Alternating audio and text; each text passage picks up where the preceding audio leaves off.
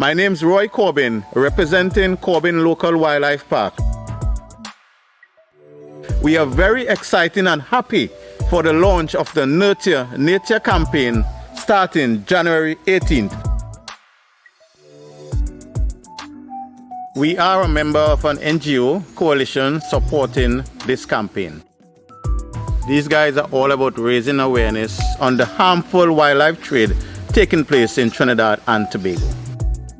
This is very important to us here at Corbin Local Wildlife Park because we care about our local wildlife and biodiversity. So follow the Nurture Nature campaign on Facebook and Instagram. Please let us support this project.